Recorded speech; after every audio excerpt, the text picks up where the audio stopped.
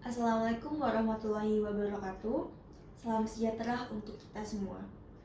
Pertama-tama, perkenalkan nama saya Nur Rahmah Fanania, dan di video ini saya akan menjelaskan mengenai measuring and managing life cycle cost. Jadi, outline yang akan saya bahas di video kali ini mengenai yang pertama, managing product over their life cycle, yang kedua, credit costing, yang ketiga, innovation measures on the balance scorecard, dan yang keempat, environmental cost. Di beberapa bab sebelumnya, yakni di buku manajemen accounting dari Atkinson, telah dibahas bab-bab yang membahas measuring and improving product, customer, and process performance. Nah, tapi perusahaan tidak hanya meningkatkan profit dari produk yang sudah ada, namun mereka harus berinovasi menciptakan produk dan servis yang baru. Nah, inovasi itu sangatlah penting. Perusahaan sebisa mungkin harus menghadirkan produk yang cocok dengan kebutuhan dan ekspektasi customer. Tapi kekhawatiran masyarakat sekarang akan polusi itu menjadikan perusahaan-perusahaan besar lebih concern terhadap environment cost-nya.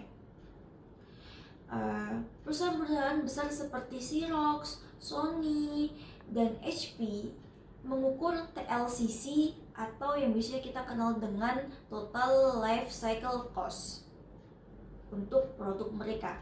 Nah, TLCC sendiri sebagai pendekatan yang digunakan perusahaan untuk memahami dan mengelola semua biaya yang terjadi dalam desain dan pengembangan produk melalui manufaktur, pemasaran, distribusi, pemeliharaan, layanan, dan akhirnya pembuangan.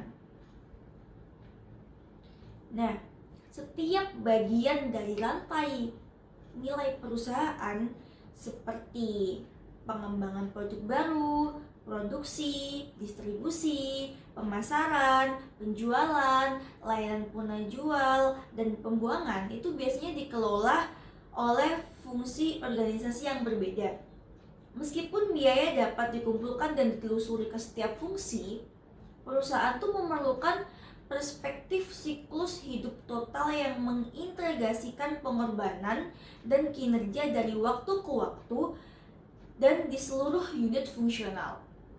Nah, dari perspektif perusahaan, total biaya siklus produk mengintegrasikan RD&I, manufaktur, dan post-sale service and disposal. Dan mari kita bahas satu persatu mengenai hal tadi. Yang pertama ada research, development, and engineering stage. Di sini terbagi dalam 3 substage. Yang pertama ada market research, yang kedua ada product design, dan yang ketiga ada product development. 80% sampai 85% dari total biaya siklus hidup suatu produk tergantung oleh keputusan yang dibuat dalam tahap RD&I. Karena keputusan yang dibuat selama siklus ini dapat memiliki dampak besar pada biaya yang dikeluarkan pada tahap selanjutnya. Nah, tahap selanjutnya adalah manufacturing stage. Setelah tahap RD&I, perusahaan itu memasuki tahap manufaktur, di mana itu menghabiskan banyak dana perusahaan untuk bahan, tenaga kerja, mesin, dan biaya tidak langsung. Tetapi pada tahap ini terdapat peluang untuk mengurangi biaya produk melalui keputusan desain ulang, karena sebagian besar biaya telah ditentukan selama tahap RD&I. Jadi metode-metode untuk mengurangi biaya selama proses manufaktur yang telah kita pelajari pada bab 4-7 itu tidak pernah membahas potensi manajemen biaya yang efektif selama tahap RD&I. Stage selanjutnya adalah post-sale service and disposal stage. Nah, pada tahap ketiga ini perusahaan tuh mengeluarkan biaya untuk layanan purna jual dan pembuangan. Tahap layanan aktual dimulai begitu unit pertama dari suatu produk ada di tangan pelanggan. Dengan demikian, tahap ini agak tumpang tindih dengan tahap pembuatan. Tahap ini terdiri dari 3 substansi juga. Yang pertama, pertumbuhan yang cepat sejak pertama kali produk dikirim melalui pertumbuhan tahap selanjutnya. Lalu yang kedua, transisi dari puncak penjualan ke puncak dalam siklus layanan. Lalu yang ketiga, kematangan dari puncak dalam siklus layanan ke waktu pengiriman terakhir dibuat untuk pelanggan.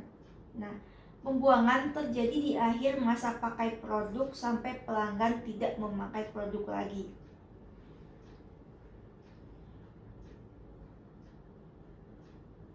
Produk yang pembuangannya bisa melibatkan efek berbahaya bagi lingkungan seperti limbah nuklir atau racun bahan kimia lainnya itu dapat menimbulkan biaya penyelamatan, daur ulang, dan pembuangan yang sangat tinggi. Mari kita lihat gambar berikut.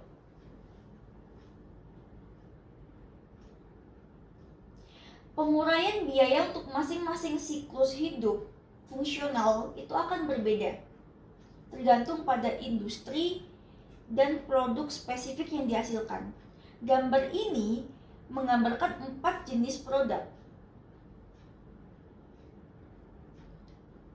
dan variasi biaya selama siklus hidup total mereka. Misalnya, biaya pembuatan perusahaan pesawat komersil adalah sekitar 40% dari total biaya yang dikeluarkan.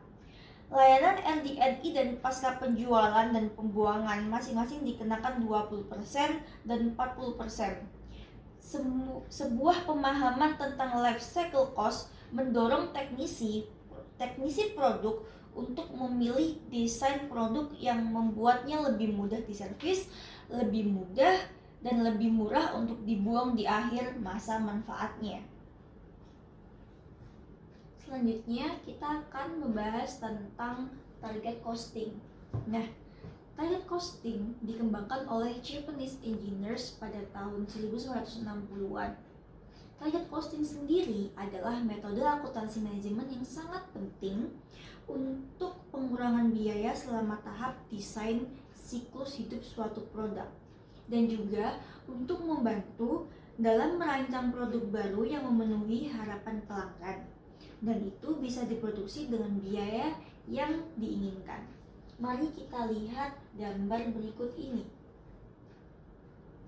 Gambar berikut ini menjelaskan perbedaan proses dari traditional US dan Japanese cost reduction methods yang sudah menggunakan target costing. Kalau metode yang dipakai US dimulai dengan riset pasar ke dalam persyaratan pelanggan untuk produk baru dan harga yang mereka bersedia untuk membayar suatu produk itu.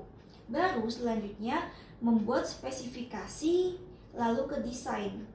Selanjutnya, tim development meminta harga dari supplier dan perkiraan biaya produksi dari manufacturing engineers. Ini mengarah pada estimasi pertama biaya produk atau disingkat CT. Kemudian memperkirakan margin keuntungan produk atau yang disingkat PT dengan mengurangi estimasi biaya dari harga jual yang diharapkan atau ST yang ditentukan selama riset awal. Nah, profit margin produk baru itu sama dengan ST dikurang CT. Metode ini perusahaan berupaya untuk menetapkan harga yang cukup tinggi untuk mendapatkan margin yang diinginkan tanpa memperhatikan harga yang diinginkan pelanggan.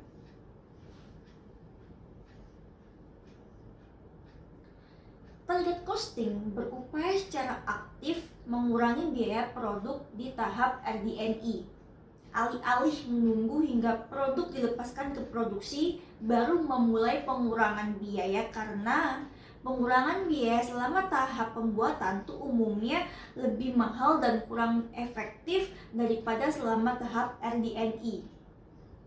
Seperti yang dinyatakan sebelumnya, 80% atau lebih dari total biaya siklus hidup produk yang dilakukan selama siklus RDNI. Target costing menggunakan konsep total life cycle dengan mengadopsi perspektif meminimalkan biaya kepemilikan suatu produk selama masa manfaatnya. Jadi, tidak hanya biaya seperti harga pembelian awal dipertimbangkan, tetapi juga biaya pengoperasian, servis, perawatan, perbaikan, dan pembuangan produk. Selanjutnya, saya akan membahas tentang the example of target costing.